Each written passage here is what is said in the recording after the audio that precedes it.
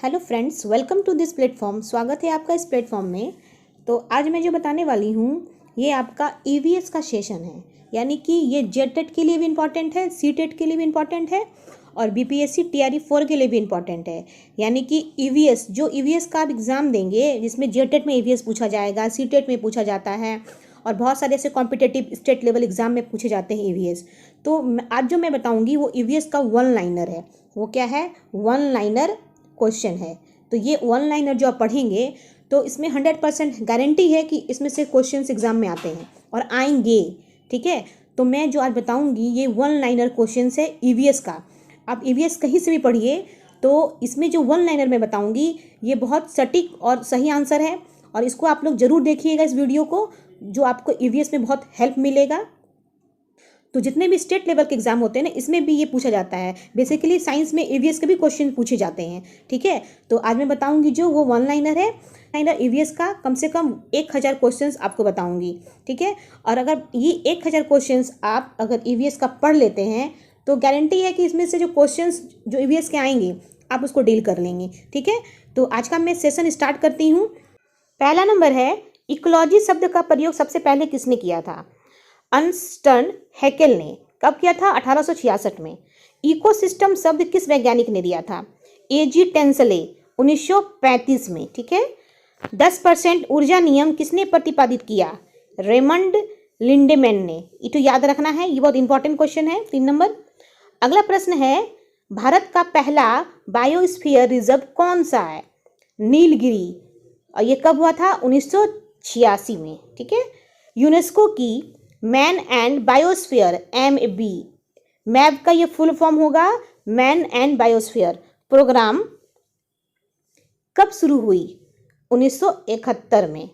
Ramsar अभिसमय यानी Ramsar convention किससे संबंधित है? आर्द्रभूमि यानी वेटलैंड। रामसर अभिसमय किस वर्ष अपनाया गया था?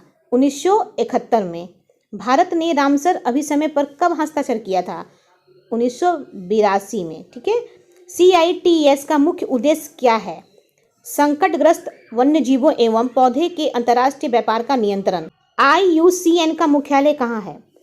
ग्लेंट या स्विट्जरलैंड। IUCN रेड लिस्ट किसने संबंधित है?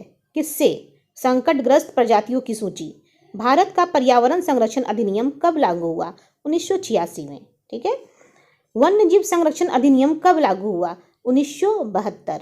जैव विविधता अधिनियम बायोलॉजिकल डाइवर्सिटी एक्ट कब पारित हुआ?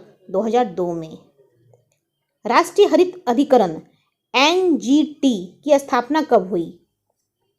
2010 में। भारत में प्रोजेक्ट टाइगर कब शुरू किया गया? 1973। प्रोजेक्ट एलिफेंट कब शुरू किया गया? 1992। चिपको मूवमेंट का नेतृत्व मुख्य रूप से किसने किया? सुंदरलाल बहुगुणा।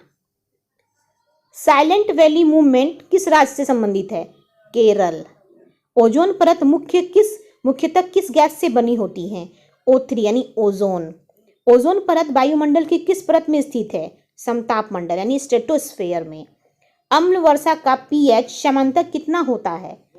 5.6 से कम होता है, याद रखना है। BOD का पूरा नाम क्या है? Biochemical oxygen demand. BOD अधिक होने से क्या संकेत है? जल प्रदूषण अधिक होता है। ठीक है, COD का पूरा नाम क्या है? Chemical oxygen demand. यूट्रोफिकेशन किससे संबंधित है? जलाशयों में अत्यधिक पोषण तत्वों के कारण शैवाल की वृद्धि। अगला है, ग्रीन हाउस इफेक्ट के लिए सबसे अधिक उत्तरदायी गैस कौन सी है? Carbon dioxide. कौन सी गैस है? Carbon dioxide. सबसे शक्तिशाली ग्रीन हाउस गैस कौन सी मानी जाती है? सबसे शक्तिशाली ग्रीन हाउस गैस कौन सी मानी जाती है? जलवाष्प यानी वाटर वेपर। विश्व पर्यावरण दिवस कब मनाया जाता है? 5 जून। पृथ्वी दिवस यानी अर्थ डे कब मनाया जाता है? 22 अप्रैल। पारिस्थितिक तंत्र में ऊर्जा का प्रवाह कैसा होता है? यूनिडायरेक्शनल यानी एक दिवसीय। जैव आवर्धन यानी बायोमैग्निफिकेशन शब्द किससे संबंधित है? खाद्य श्रृंखला में विषैले पदार्थ की सांद्रता का बढ़ना। जैव आवर्धन का प्रसिद्ध उदाहरण कौन सा रसायन है? DDT। जैव संचयन, बायो एक्यूमुलेशन और बायोमैग्निफिकेशन में मुख्य अंतर क्या है? जैव संचयन एक जीव में होता है, जबकि जैव आवर्धन खास श्रृंखला में बढ़ता है। ठीक है। पारिस्थितिक पिरामिड यानी इकोलॉजिकल पिरामिड की अवधारणा किसने दी? चार्ल्स एल्टन ने। ठीक है। ऊर्जा का पिरामिड हमेशा कैसा होता है? सीधा यानी अपराइट। भारत में बाघों की गणना सामान्यतः कितने वर्ष के अंतराल में होती है? 4 वर्ष के अंतराल में। ठीक है। अगला है रेड डाटा बुक कौन प्रकाशित करता है? IUCN। किसी क्षेत्र की मूल यानी नेटिव प्रजाति क्या कहलाती है? स्वदेशी प्रजाति, एंडेमिक स्पीसीज। बाहरी क्षेत्र में से लाई गई प्रजाति क्या कहलाती है? विदेशी यानी आक्रामक प्रजाति, एक्सोटिक या इन्वेसिव स्पीसीज। कीस्टोन प्रजाति क्या होती है? वह प्रजाति जिसके हटने से पूरा पारिस्थितिक तंत्र प्रभावित हो जाए। अगला है विश्व की सबसे बड़ी मैंग्रोव वनस्पति कौन सी है? सुंदरवन। भारत का सबसे बड़ा मैंग्रोव वन कौन सा है? सुंदरवन। भारत का पहला राष्ट्रीय उद्यान कौन सा है? जिम कॉर्बेट राष्ट्रीय उद्यान। भारत का पहला समुद्री राष्ट्रीय उद्यान कहाँ स्थित है? गल्फ ऑल कच्छ यानी गुजरात में। ठीक है। ब्लू कार्बन किससे संबंधित है? मैंग्रोव। समुद्र घास और तटीय पारिस्थितिक तंत्र में कार्बन का संग्रहण। कार्बन सिंक का सबसे बड़ा प्राकृतिक स्रोत क्या है? महासागर। अमेजन वर्षा वन को क्या कहा जाता है? पृथ्वी के फेफड़े, lungs of the earth. Bharat में सर्वाधिक वन क्षेत्र किस राज्य में है? मध्य प्रदेश। वन क्षेत्र के प्रतिशत के आधार पर भारत का अग्रणी राज्य कौन सा है? मिजोरम। साइलेंट वैली किस जैव विविधता हॉटस्पॉट का भाग है? पश्चिमी घाट यानी वेस्टर्न घाट। भारत में कितने जैव विविधता हॉटस्पॉट है? 4। भारत का कौन सा क्षेत्र हिमालय जैव विविधता हॉटस्पॉट में आता है? पूर्वी एवं पश्चिमी हिमालय। पारिस्थितिक उत्तराधिकार इकोलॉजिकल सक्सेशन का अर्थ क्या है? समय के साथ समुदाय। सर्वाधिक जैव विविधता किस पारिस्थितिक तंत्र में पाई जाती है? उष्णकटिबंधीय वर्षा वन। भारत में मैंग्रोव वन सबसे अधिक किस राज्य में पाए जाते हैं? पश्चिम बंगाल यानी सुंदरवन। विश्व का सबसे बड़ा मैंग्रोव वन कौन सा है? सुंदरवन। सुंदरवन किस नदी की डेल्टा में स्थित है? गंगा ब्रह्मपुत्र मेघना डेल्टा। ठीक है, याद रखना है, गंगा ब्रह्मपुत्र मेघना डेल्टा। अगला प्रश्न है, भारत का पहला बायोस्फीयर रिजर्व कौन सा था? Nilgiri biosphere reserve. वन महोत्सव की शुरुआत किसने की थी? AM मुंशी 1950। इक्टोन किससे कहते हैं? 2 पारिस्थितिक तंत्रों यानी इकोसिस्टम के बीच का संक्रमण क्षेत्र। एज इफेक्ट किससे संबंधित है? इकोटोन में जैव विविधता बढ़ने की घटना। ठीक है, बढ़ने की घटना। अगला है, किसी पारिस्थितिक तंत्र में सबसे अधिक जैव भार यानी बायोमास किसका होता है? उत्पादकों का यानी कि प्रोड्यूसर का। ऊर्जा पिरामिड यानी पिरामिड ऑफ एनर्जी हमेशा कैसा होता है? सीधा यानी अपराइट। किस पारिस्थितिक पिरामिड का स्वरूप उल्टा यानी इन्वर्टेड हो सकता है? नंबर्स एवं बायोमास का पिरामिड। प्राथमिक उत्पादकता प्राइमरी प्रोडक्टिविटी किससे संबंधित है? पौधे द्वारा कार्बनिक पदार्थों के निर्माण की दर। GPP का पूरा नाम क्या है? Gross primary productivity. NPP का पूरा नाम क्या है? Net primary productivity. NPP का सूत्र क्या है? NPP = GPP - respiration. याद रखना है। जैव भूरा रासायनिक चक्र यानी बायो जियोकेमिकल साइकिल का प्रमुख उद्देश्य क्या है? पोषक तत्वों का पुनर्चक्रण। वायुमंडल में मुक्त ऊर्जा के रूप में सबसे अधिक पाए जाने वाला पोषक तत्व कौन सा है? नाइट्रोजन। नाइट्रोजन स्थिरीकरण करने वाले प्रमुख जीवाणु कौन से हैं? राइजोबियम और एक्टोबैक्टीरिया। एजोबैक्टीरिया। राइजोबियम और एजोटोबैक्टीरिया जो है ये आपके नाइट्रोजन फिक्सेशन में क्या करते हैं? इन्वॉल्व होते हैं। नीली हरी शैवाल ब्लू ग्रीन एल्गी का उदाहरण क्या है? नॉस्टॉक एंड एनावेना, ये एक एल्गी का नाम है। लाइकेन किसका सहजीवी संबंध है? शैवाल और कवक का। लाइकेन किस प्रकार के प्रदूषक के सूचक यानी इंडिकेटर है? वायु प्रदूषण। कीस्टोन स्पीसीज का उदाहरण क्या है? बाघ, टाइगर। अम्ब्रेला स्पीसीज का उदाहरण क्या है? हाथी। फ्लैगशिप स्पीसीज का उदाहरण क्या है? बाघ। ठीक है, यानी टाइगर। इंडिकेटर स्पीसीज का उदाहरण क्या है? लाइकेन यानी। और एंडेमिक स्पीसीज किसे कहते हैं? जो केवल एक निश्चित क्षेत्र में पाई जाती हो। ठीक है। एक्सोटिक स्पीसीज किसे कहते हैं? विदेशी क्षेत्र से लाई गई प्रजातियां। इनवेसिव स्पीसीज किसे कहते हैं? ऐसी विदेशी प्रजातियां जो स्थानीय जैव विविधता को नुकसान पहुंचाए। भारत में आक्रामक विदेशी पौधे का प्रसिद्ध उदाहरण क्या है? लेंटाना कैमारा, ठीक है, लेंटाना कैमारा, ठीक है। जल प्रदूषण मापने का प्रमुख जैविक सूचक क्या है? BOD, biochemical oxygen demand. पेयजल का आदर्श यानी पीएच कितना माना जाता है? 6.5 से 8.5। ओजोन परत के क्षरण के लिए मुख्य रूप से कौन यौगिक जिम्मेदार है? क्लोरोफ्लोरोकार्बन यानी सीएफसी। विश्व का सबसे बड़ा कार्बन सिंक कौन सा है? महासागर। कौन है इनमें? महासागर यानी ओशन। याद रखना है, विश्व का सबसे बड़ा कार्बन सिंक कौन है? ओशन। अगला प्रश्न है, ब्लू कार्बन किससे संबंधित है? मैंग्रोव, समुद्री घास एवं ज्वारीय दलदलों में संचित कार्बन, ठीक है। भारत में सबसे अधिक वनावरण यानी फॉरेस्ट कवर वाला राज्य कौन सा है? मध्य प्रदेश। क्षेत्रफल के आधार पर भारत में प्रतिशत के आधार पर सबसे अधिक वनावरण वाला राज्य कौन सा है? मिजोरम, ठीक है। इकोलॉजिकल नीज शब्द किस वैज्ञानिक ने दिया था?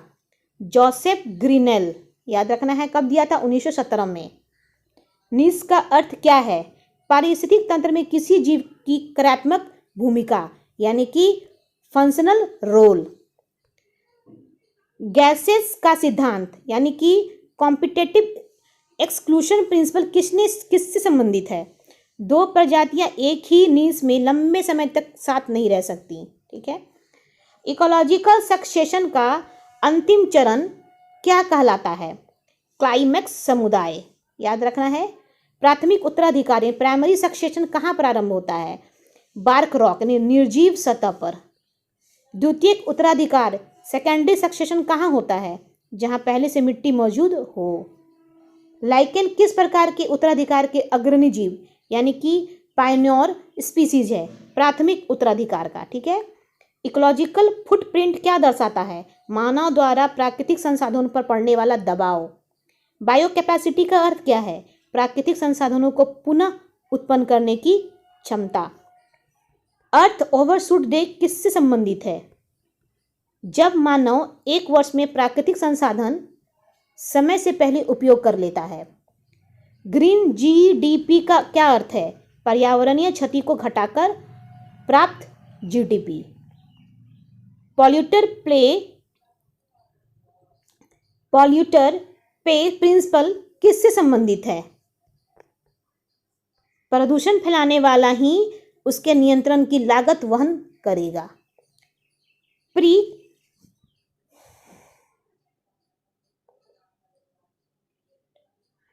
प्रिकॉशनरी प्रिंसिपल का मुख्य उद्देश्य क्या है? संभावित पर्यावरण नुकसान से पहले ही रोकथाम करना, ठीक है।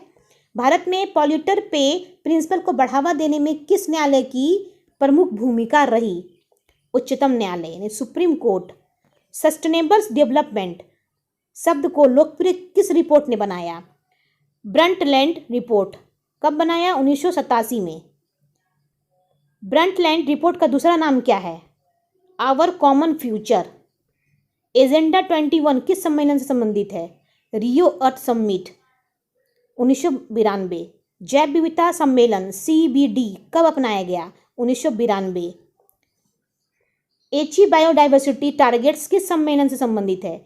Convention on biological diversity CBD। Biosphere reserve की अवधारणा किस संगठन ने विकसित की? UNESCO यूनेस्को ने। भारत का पहला बायोस्फीयर रिजर्व कौन सा था? नीलगिरी। जीन बैंक का मुख्य उद्देश्य क्या है? अनुवांशिक संसाधनों का संरक्षण। ex-situ कंजर्वेशन का उदाहरण क्या है? चिड़ियाघर, वनस्पतिक उद्यान, जीन बैंक। इन सिटू कंजर्वेशन का उदाहरण क्या है? राष्ट्रीय उद्यान, वन्यजीव अभ्यारण्य। भारत का पहला समुद्री बायोस्फीयर रिजर्व कौन सा है? Gulf of Mannar. Coral bleaching का मुख्य कारण क्या है? समुद्री जल का बढ़ता तापमान। EI नीनो का मुख्य प्रभाव भारत पर क्या पड़ता है? कमजोर मानसून की संभावना। ला नीना का सामान्य प्रभाव क्या होता है? सामान्य या अधिक वर्षा की संभावना। वेटलैंड का सबसे प्रमुख पारिस्थितिक कार्य क्या है? जल शोधन और बाढ़ नियंत्रण। मैनग्रोव का सबसे महत्वपूर्ण पारिस्थितिक लाभ क्या है? तटीय क्षेत्रों को कटाव और चक्रवातों से सुधार देना। ठीक है, अगला है गैया हाइपोथेसिस किसने प्रतिपादित की? जेम्स लोवेक। गैया हाइपोथेसिस के अनुसार पृथ्वी क्या है? एक स्वतः नियंत्रित यानी सेल्फ रेगुलेटिंग जीवंत प्रणाली है। इकोलॉजिकल पिरामिड की अवधारणा किसने दी? Charles Elton.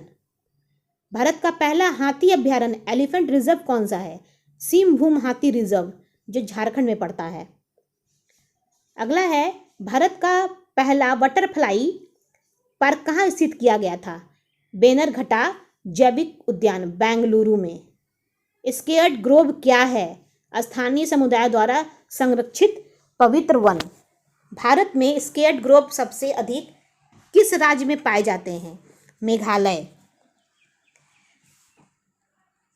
मायोकॉर्जिया किनके बीच सहजीवी संबंध है?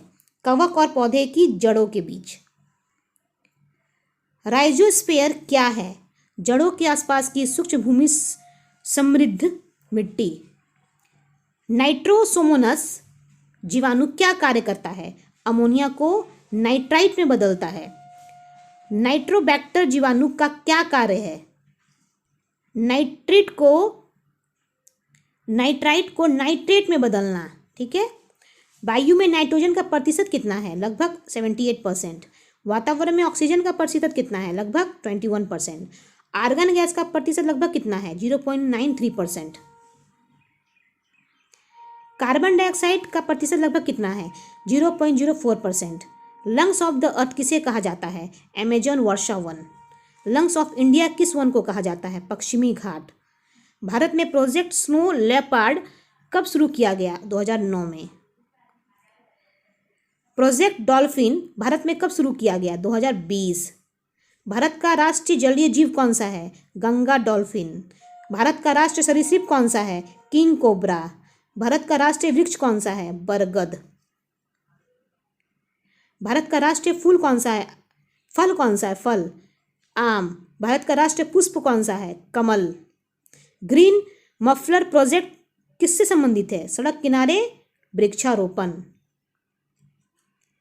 नमामि गंगे प्रोग्राम कब प्रारंभ हुआ? 2014 में, याद रखिएगा। स्वच्छ भारत मिशन कब प्रारंभ हुआ? 2 अक्टूबर 2014 में। भारत में नेशनल ग्रीन क्रॉप NGC किससे संबंधित है? विद्यालयों में पर्यावरण शिक्षा एवं इको क्लब्स। इको मार्क योजना किससे संबंधित है?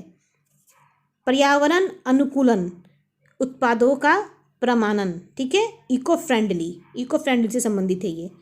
रिड्यूस रीयूज रिसाइकिल सिद्धांत को क्या कहा जाता है? 3R सिद्धांत। एसिस शब्द किससे संबंधित है? पौधों का नए क्षेत्र में सफलतापूर्वक स्थापित होना, यानी इकोलॉजिकल सक्सेशन। पारिस्थितिकी इकोलॉजी की किस शाखा में एक ही प्रजाति का अध्ययन किया जाता है? आइटकोलॉजी में। विभिन्न प्रजातियों के समुदाय का अध्ययन किस शाखा में किया जाता है? साइनेकोलॉजी। इकोलॉजिकल एप्टीट्यूड क्या है? एम्पलीट्यूड पर्यावरणीय परिस्थितियों को सहन करने की किसी जीव की सीमा। स्टेनोथर्मल जीव किससे संबंधित है? जो केवल कम तापमान सीमा सहन कर सकता है। यूरोथर्मल जीव किससे कहते हैं? जो तापमान की विस्तृत सीमा सहन कर सकता है। स्टेनोहेलेनिन जीव किससे संबंधित है? लवणता की कम सीमा सहन करने वाला जीव। यूरेथालिन जीव किससे संबंधित है? लवणता की विस्तृत सीमा सहन करने वाले जीव को। ठीक है, इकोलॉजिकल बैलेंस बनाए रखने में सबसे महत्वपूर्ण भूमिका किसकी होती है? उत्पादकों और अपघटकों की। डिट्राइवोरस का उदाहरण क्या है? केचुआ यानी अर्थवॉर्म। सैप्रोफाइट्स का उदाहरण क्या है? मशरूम, फंगस यानी फंगी। प्राइमरी कंज्यूमर किससे कहते हैं? शाकाहारी जीव यानी हर्बीवोर। सेकेंडरी कंज्यूमर किसे कहते हैं? प्राथमिक उपभोक्ताओं को खाने वाला, यानी प्राइमरी कंज्यूमर को खाने वाला क्या कहेगा? Secondary consumer. खाद्य जाल फूड वेब की अवधारणा किसने दी? Charles Elton. इकोलॉजिकल इफिशिएंसी का सामान्य मान कितना माना जाता है? लगभग 10%। बायोलॉजिकल ऑक्सीजन डिमांड BOD किसकी इकाई में मापा जाता है? MgL, litre metre, MgL milligram प्रति लीटर में। पीने योग्य जल में BOD समानता कितना होना चाहिए? 3 mgl, ठीक है, या उससे कम। DO का पूरा नाम क्या है? डिजॉल्व ऑक्सीजन यानी घुलित ऑक्सीजन। जल में DO कम होने का अर्थ क्या है? अधिक प्रदूषित नहीं, जल क्या अधिक प्रदूषित है अगर DO कम है तो। यूट्रॉफिकेशन का मुख्य कारण क्या है? नाइट्रेट और फॉस्फेट की अधिकता, यानी यूट्रॉफिकेशन में नाइट्रेट और फॉस्फेट सबसे ज़्यादा बढ़ जाता है। मिनी माता डिजीज किस धातु के प्रदूषण से होती है? मरकरी यानी पारा। इटाई डिजीज किस धातु के कारण होती है? कैडमियम, याद रखना है। ब्लैक फुट डिजीज किस तत्व के संबंधित है? आर्सेनिक। अम्लीय वर्षा का मुख्य कारण कौन से गैसें है? SO2 और NO। अगला प्रश्न है, फोटोकेमिकल स्मोक में प्रमुख प्रदूषक कौन सा है? PAN यानी peroxy acetyl nitrate, PAN। London smoke को किस नाम से जाना जाता है? Sulphurous smoke. Los Angeles smoke किस नाम से जाना जाता है? Photochemical smoke. Green house effect की उदाहरण सबसे पहले किसने दी? Joseph Fourier. Silent valley national park किस राज्य में स्थित है? केरल। भारत का पहला जैव मंडल आरक्षित क्षेत्र बायोस्फीयर रिजर्व कौन सा था? नीलगिरी। पॉपुलेशन एक्सप्लोशन शब्द का संबंध किससे है? जनसंख्या की तीव्र वृद्धि। IPCC का पूरा नाम क्या है? इंटर गवर्नमेंटल पैनल और क्लाइमेट चेंज। IPCC की स्थापना किस वर्ष हुई थी? 1988। IPCC की स्थापना किन दो संगठनों ने मिलकर की? WMO और UNEP। UNEP का मुख्यालय कहाँ स्थित है? नैरोबी, केन्या में। WMO का मुख्यालय कहाँ स्थित है? जिनेवा यानी स्विट्जरलैंड में।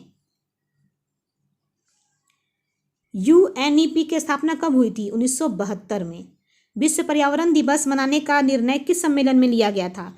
स्टॉकहोम सम्मेलन 1972 में। भारत में पर्यावरण संरक्षण अधिनियम किस अनुच्छेद की भावना से जुड़ा है? अनुच्छेद 48A एवं 51A। भारतीय संविधान का अनुच्छेद 48A किससे संबंधित है? पर्यावरण एवं वनों की रक्षा। भारतीय संविधान का अनुच्छेद 51A किससे संबंधित है? नागरिक का पर्यावरण संरक्षण का मूल कर्तव्य। भारत का पहला बायोस्फीयर रिजर्व कौन सा था? नीलगिरी। विश्व की सबसे बड़ी प्रवाल भित्ति कोरल रीफ कौन सी है? Great barrier reef, Australia. Bharat की सबसे बड़ी प्रवाल भित्ति कहाँ पाई जाती है? Gulf of Mannar. भारत की पहली समुद्री राष्ट्रीय उद्यान कहाँ है?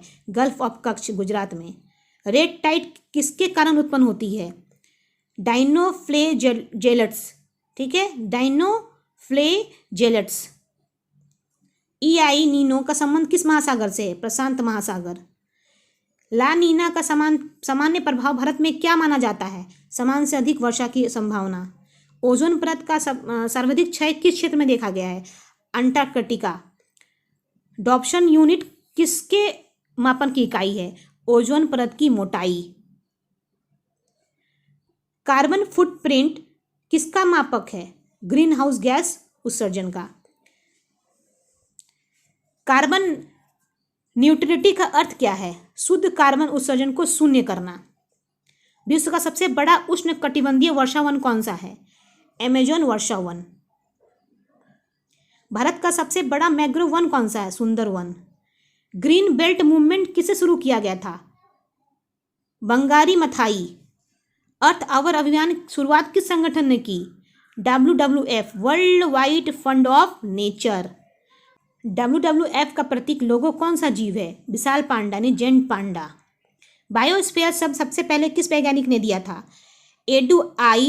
एडुआर्ड सूस।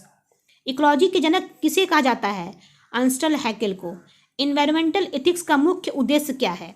मानव और प्रकृति के बीच संतुलित एवं उत्तरदायी संबंध स्थापित करना। डेमोग्राफी किसका अध्ययन है? जनसंख्या का वैज्ञानिक अध्ययन है, याद रखना है। जनसंख्या घनत्व यानी पॉपुलेशन डेंसिटी का सूत्र क्या है? कुल जनसंख्या डिवाइडेड कुल क्षेत्रफल, याद रखना है इस चीज को। कैरिंग कैपेसिटी का अर्थ क्या है? किसी क्षेत्र द्वारा सतत रूप से वहन की जा सकने वाली अधिकतम जनसंख्या, ठीक है। नेटेलिटी किसे संबंधित है, यानी किसे कहते हैं? नेटेलिटी जन्म दर यानी बर्थ रेट को नेटेलिटी कहा जाता है। अगला प्रश्न है मोरालिटी किससे संबंधित है, किसे कहते हैं? मृत्यु दर यानी कि डेथ रेट। माइग्रेशन का अर्थ क्या है? जनसंख्या का एक स्थान से दूसरे स्थान तक का स्थानांतरण। रिन्यूएबल रिसोर्स का उदाहरण क्या है? सौर ऊर्जा यानी solar energy. Non renewable resource का उदाहरण क्या है? कोयला यानी कोल। इन सीटू कंजर्वेशन का सर्वोत्तम उदाहरण क्या है? राष्ट्रीय उद्यान यानी नेशनल पार्क, याद रखना है नेशनल पार्क इन सीटू में आता है। एक्स सीटू कंजर्वेशन का सर्वोत्तम उदाहरण क्या है? चिड़ियाघर यानी कि जू। जैव विविधता के लिए के कितने स्तर माने जाते हैं? 3 स्तर, ठीक है। अनुवांशिक, प्रजातीय या पारिस्थितिक तंत्र विविधता, याद रखना है। भारत विश्व के कितने मेगा बायो डाइवर्स देशों में शामिल है? 17 देशों में। एंडेमिज्म का अर्थ क्या है? किसी प्रजाति का केवल एक विशेष क्षेत्र का तक सीमित रहना, ठीक है। भारत में सर्वाधिक स्थानिक एंडेमिक प्रजातियां किस क्षेत्र में पाई जाती है? पश्चिमी घाट में। जीन पूल क्या है? किसी आबादी के सभी जीनों का कुल संग्रह। जेनेटिक ड्रिफ्ट किससे संबंधित है? संयोग बस जीन आवृत्ति में परिवर्तन, ठीक है। अगला है हैबिटेट फ्रैगमेंटेशन का मुख्य कारण क्या है? वनों की कटाई एवं शहरीकरण। विश्व का सबसे बड़ा बायोम कौन सा है? समुद्री बायोम यानी मेरीन बायोम। पृथ्वी की सतह का लगभग कितना भाग महासागरों से ढका है? लगभग 71% भाग। पृथ्वी के कुल जल का लगभग कितना प्रतिशत खारा स्लाइन है, यानी लगभग 97%। अगला है मीठे जल यानी फ्रेश वाटर का सबसे बड़ा भंडार कहाँ है? हिमनद एवं हिमचादर, glaciers and ice caps. Aquifer क्या है? एक्वाफर भूमिगत जल संग्रह करने वाली जलधारक चट्टानें, ठीक है। अगला प्रश्न है वाटर शेड किसे कहते हैं? वह क्षेत्र जहाँ का जल एक ही नदी या जलाशय में प्रवाहित होता है, ठीक है। ग्रीन रिवॉल्यूशन के जनक कौन है? Doctor Norman Borlaug. भारत में हरित क्रांति के जनक किसे कहा जाता है? डॉक्टर MS स्वामीनाथन को। ब्लू रिवॉल्यूशन किससे संबंधित है? मत्स्य उत्पादन। अगला प्रश्न है व्हाइट रिवॉल्यूशन किससे संबंधित है? दुग्ध उत्पादन। गोल्डन रिवॉल्यूशन किससे संबंधित है? बागवानी एवं शहद उत्पादन। ब्राउन रिवॉल्यूशन मुख्यतः किससे संबंधित है? उर्वरक एवं मृदा उर्वरक। ग्रे रिवॉल्यूशन किससे संबंधित है? उर्वरक उत्पादन, ठीक है। अगला प्रश्न है भारत में सोशल फॉरेस्ट्री कार्यक्रम की शुरुआत किस उद्देश्य से की गई थी? ईंधन, चारा एवं छोटे वन उत्पाद उपलब्ध कराना तथा वनों पर दबाव कम करना। एग्रो फॉरेस्ट्री क्या है? कृषि फसलों के साथ वृक्षों का वैज्ञानिक प्रबंध। सिल्वीकल्चर किससे संबंधित है? वनों की वैज्ञानिक खेती एवं प्रबंधन। एफॉरेस्टेशन का अर्थ क्या है? जहां पहले वन नहीं थे वहां वन लगाना, ठीक है। अगला प्रश्न है रिफॉरेस्टेशन का अर्थ क्या है? कटे या नष्ट हुए पौधों का पुनः रोपण। डिफॉरेस्टेशन का सबसे बड़ा कारण क्या है? कृषि विस्तार एवं शहरीकरण। भारत का पहला सामूहिक यानी सामुदायिक आरक्षण क्षेत्र कम्युनिटी रिजर्व कौन सा है? कीलम यानी नागालैंड, याद रखना है। बायोस्फीयर रिजर्व में सबसे सुरक्षित भाग कौन सा होता है? Core zone. बायोस्फीयर रिजर्व का वह भाग जहां अनुसंधान एवं शिक्षा की अनुमति होती है क्या कहलाता है? बफर जोन, याद रखना है। बायोस्फीयर रिजर्व का बाहरी भाग क्या कहलाता है? ट्रांजिशन जोन, याद रखना है। अगला प्रश्न है इकोलॉजिकल रिस्टोरेशन का उद्देश्य क्या है? क्षतिग्रस्त पारिस्थितिक तंत्र को पुनः स्थापित करना। कार्बन सिक्वेस्ट्रेशन क्या है? वायुमंडलीय CO2 का दीर्घकालिक भंडार, ठीक है। अगला है कौन सा वृक्ष कार्बन अवशोषण के लिए प्रसिद्ध माना जाता है? बांस यानी बैम्बो। ग्रीन हाइड्रोजन किस प्रक्रिया से प्राप्त किया जाता है? नवीकरणीय ऊर्जा से जल का विद्युत अवघटन यानी इलेक्ट्रोलाइसिस। ब्लू कार्बन इकोसिस्टम में कौन शामिल नहीं है? मरुस्थल यानी डेजर्ट। फ्लाई ऐश मुख्यतः किस उद्योग से उत्पन्न होती है? ताप विद्युत संयंत्र थर्मल पावर प्लांट से। अगला प्रश्न है लीचैटिक किससे संबंधित है? लैंडफिल से निकलने वाला प्रदूषित द्रव। बायो रिमेडिएशन क्या है? सूक्ष्म जीवों द्वारा प्रदूषण का उपचार। फोटो रिमेडिएशन किसका उपयोग किया जाता है फोटो रिमेडिएशन में? पौधों का। ठीक है। ग्रीन केमिस्ट्री का मुख्य उद्देश्य क्या है? कम प्रदूषण वाली रासायनिक प्रक्रियाओं का विकास। नॉइज पॉल्यूशन की तीव्रता किस इकाई में मापी जाती है? डेसिबल। WHO के अनुसार लंबे समय तक अत्यधिक शोर का प्रमुख प्रभाव क्या है? श्रवण क्षमता में कमी, हियरिंग लॉस। माइक्रोप्लास्टिक्स का आकार सामान्यतः कितना होता है? 5 मिमी से कम। ठीक है। ई वेस्ट का सबसे बड़ा स्रोत क्या है? इलेक्ट्रॉनिक एवं विद्युत उपकरण। भारत में ई कचरा प्रबंधन नियम पहली बार कब अधिसूचित किए गए? 2011 में। एक्सटेंडेड प्रोड्यूसर रिस्पॉन्सिबिलिटी EPR किससे संबंधित है? उत्पादक की उत्पाद के पूरे जीवन चक्र तक जिम्मेदारी। ठीक है। सर्कुलर इकोनॉमी का मुख्य सिद्धांत क्या है? रिड्यूस, रीयूज, रिसाइकिल और संसाधनों का पुनर्चक्रण। वन हेल्थ का अवधारणा किनके परस्पर संबंध पर आधारित है? मानव, पशु और पर्यावरण के स्वास्थ्य पर। इको सेंसिटिव जोन यानी ESZ किसके आसपास घोषित किए जाते हैं? राष्ट्रीय उद्यान एवं वन्य जीव अभ्यारण्य के आसपास। इन्वायरमेंटल इम्पैक्ट असेसमेंट EIA का मुख्य उद्देश्य क्या है? किसी परियोजना के पर्यावरणीय प्रभाव का पूर्व मूल्यांकन। साइलेंट स्प्रिंग पुस्तक किस पर्यावरणीय समस्या को उजागर करने के लिए प्रसिद्ध है? DDT एवं अन्य कीटनाशकों के दुष्प्रभाव। द लिमिट्स ऑफ ग्रोथ यानी the limits to growth report किस संगठन ने प्रकाशित की थी? Club of Rome, 1972। Stockholm conference यानी स्टॉकहोम कॉन्फ्रेंस कब आयोजित हुआ था? 1972 में। स्टॉकहोम सम्मेलन का मुख्य विषय क्या था? मानव पर्यावरण, ह्यूमन इन्वायरमेंट। ठीक है। उसके बाद है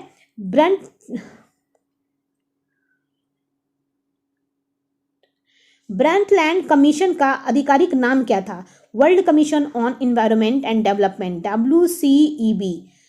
आवर कॉमन फ्यूचर रिपोर्ट किस वर्ष प्रकाशित हुआ? 1987। एजेंडा 21 में कितने अध्याय चैप्टर हैं? 40 अध्याय। रियो +20 कॉन्फ्रेंस किस वर्ष आयोजित हुआ? 2012 में। UNCCD का संबंध किससे है? मरुस्थलीकरण यानी कि डेजर्टिफिकेशन। ठीक है।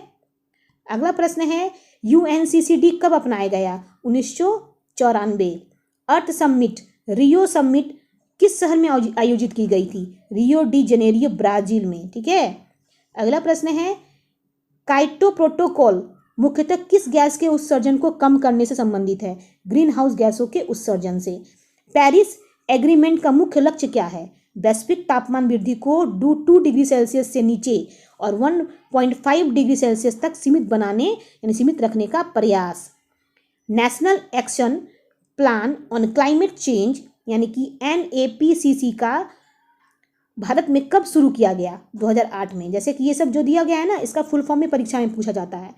तो NAPCC में कितने राष्ट्रीय मिशन हैं? 8 याद रखना है। नेशनल सोलर मिशन किस योजना का भाग है? NAPCC का, याद रखना है। अगला प्रश्न है ग्रीन इंडिया मिशन का मुख्य उद्देश्य क्या है? वनावरण बढ़ावा एवं जलवायु परिवर्तन से निपटना। नेशनल वाटर मिशन का उद्देश्य क्या है? जल संरक्षण एवं जल उपयोग दक्षता बढ़ाना। National mission for sustainable agriculture किससे संबंधित है? जलवायु अनुकूल कृषि। नेशनल बायोडाइवर्सिटी अथॉरिटी NBA का मुख्यालय कहाँ है? चेन्नई में। अगला प्रश्न है भारत का पहला रामसर सीता कौन सा था? चिल्का झील, ओडिशा में, और केवलादेव राष्ट्रीय उद्यान, राजस्थान। दोनों 1981 में सूचीबद्ध हुआ था, याद रखना इस चीज को। केवलादेव नेशनल पार्क किस राज्य में स्थित है? राजस्थान में। चिल्का लेक किस शहर में स्थित है? ओडिशा में। भारत की सबसे बड़ी खारे पानी की झील कौन सी है? चिल्का झील। भारत की सबसे बड़ी मीठी पानी की झील कौन सी है? बुलर झील, जम्मू कश्मीर में। लोकटक लेक किस कारण प्रसिद्ध है? तैरते हुए द्वीप के कारण। ठीक है। लोकटक लेक किस राज्य में स्थित है? मणिपुर। ठीक है। सुंदरवंश किस UNESCO यूनेस्को सूची में शामिल है?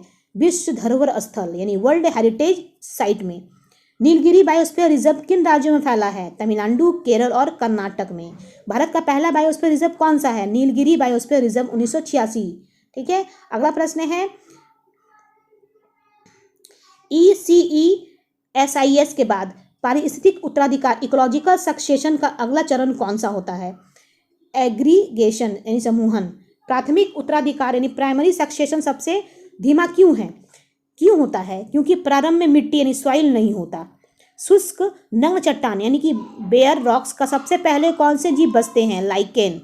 लाइकेन को किस प्रकार का जैव संकेतन वायु इंडिकेटर माना जाता है? स्वच्छ वायु का। अगला प्रश्न है अमोनिया को नाइट्राइट में बदलने वाले जीवाणु कौन है? नाइट्रोसोमोनास। नाइट्रस यानी नाइट्राइट को नाइट्रेट में बदलने वाला जीवाणु कौन सा है? नाइट्रोबैक्टीरिया यानी नाइट्रोबैक्टर। नाइट्राइट को नाइट्रेट में बदलने वाला जीवाणु कौन है? नाइट्रोबैक्टर। वायुमंडलीय नाइट्रोजन को सीधे उपयोग करने में अधिकांश पौधा क्यों असमर्थ होते हैं? क्योंकि N2 अक्रिय यानी इनर्ट गैस होती है। ठीक है, जैविक नाइट्रोजन स्थिरीकरण में सबसे महत्वपूर्ण सहजीवी कौन है? राइजोबियम। डीनाइट्रिफिकेशन में कौन जीवाणु प्रमुख भूमिका निभाते हैं? सूडोमोनास। मृदा अपरदन रोकने का सबसे प्रभावी प्राकृतिक उपाय क्या है? वनों का संरक्षण। शेल्टर बेल्ट प्लांटेशन का मुख्य उद्देश्य क्या है? हवा से होने वाली मृदा अपरदन को रोकना। काउंटर प्लगिंग किस समस्या के नियंत्रण में उपयोगी है? जल अपरदन यानी वाटर इरोशन। स्ट्रिप क्रॉपिंग का मुख्य उद्देश्य क्या है? मृदा संरक्षण। भारत में सर्वाधिक जैव विविधता वाला क्षेत्र कौन सा है? पूर्वोत्तर भारत एवं पश्चिमी घाट। भारत का सबसे बड़ा हाथी रिजर्व कौन सा है? सिंहभूम हाथी रिजर्व जो झारखंड में है। प्रोजेक्ट क्रोकोडाइल भारत में कब शुरू किया गया? 1975 में। भारत में गिद्ध संरक्षण वल्चर कंजर्वेशन का मुख्य कारण क्या है? डाइक्लोफेनॉक से गिद्धों की मृत्यु। अगला है डाइक्लोफेनेक किस प्रकार की दवा है? दर्द निवारक। NSAID पशु चिकित्सा दवा। गिद्धों के लिए सुरक्षित दर्द निवारक दवा कौन सी मानी जाती है? मिलोक्सिकैम। भारत का पहला गिद्ध संरक्षण एवं प्रजनन केंद्र कहाँ स्थापित किया गया है? पिंजौर हरियाणा में। फाइटोप्लैंक्टन क्या है? जल में पाए जाने वाले सूक्ष्म प्रकाश संश्लेषी जीव। समुद्री खाद्य श्रृंखला के प्रमुख उत्पादक कौन है? फाइटोप्लैंक्टन। पृथ्वी की कुल ऑक्सीजन का बड़ा भाग किससे उत्पन्न होता है? समुद्री फाइटोप्लैंक्टन से। जीव विविधता का सबसे बड़ा खतरा क्या है? आवास हैबिटेट का निवास। ठीक है, यानी कि जैव विविधता का सबसे बड़ा खतरा है उसके हैबिटेट का विनाश। अगला है हैबिटेट लॉस का प्रमुख कारण क्या है? वनों की कटाई एवं शहरीकरण। Alien species and invasive species में मुख्य अंतर क्या है? एलियन स्पीसीज हानिकारक नहीं होती लेकिन इन्वेसिव स्पीसीज स्थानीय जैव विविधता को नुकसान पहुंचाती है। बायोडाइवर्सिटी हॉटस्पॉट बनने के लिए किसी क्षेत्र में न्यूनतम कितनी स्थानिक एंडेमिक पौधे की प्रजातियां होनी चाहिए? कम से कम 1500। हॉटस्पॉट बनने की दूसरी प्रमुख शर्त क्या है?